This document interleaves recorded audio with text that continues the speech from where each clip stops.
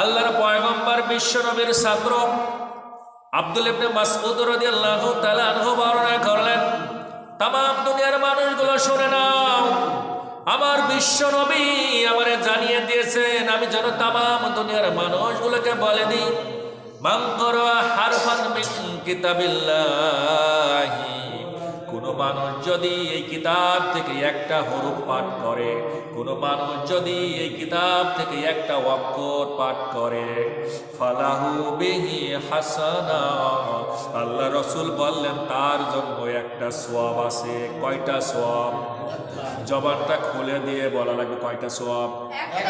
একটা সওয়াব আছে।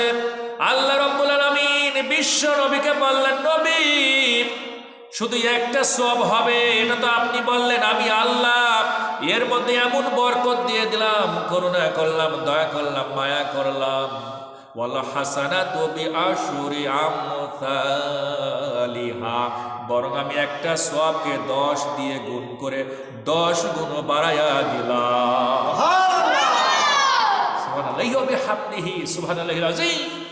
আল্লাহর পয়গম্বর বিশ্ব নবী বললেন, শোনো, লা কুলু আলিফ লাম মিম হারফুন, আমি এ কথা বলতেছি না আলিফ লাম মিম একটা হরফ, এ কথা বলি নাই, ওয়ালাকিন আলিফুন হারফুন ওয়া লামুন হারফুন ওয়া মিমুন হারফুন,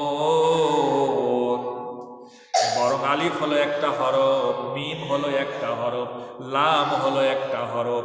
যে কেউ যদি পাঠ করে আলিফ লাম মিম, যদি কেউ পাঠ করে তার আমল নামায় আল্লাহ 30টা সওয়াব দিয়ে দেন। আরো আসতে বলেন সুবহানাল্লাহ। তাহলে আপনারাও তো যদি বলতেন আলিফ লাম মিম, তাহলে কয়টা সওয়াব হতো? 30টা হয়ে যেত না? ও শুনলেও সওয়াব হবে, এমন একটা গ্রন্থ, এ হাতে স্পর্শ করলে সওয়াব, বললেও সওয়াব, শুনলেও সওয়াব, ঠিক না?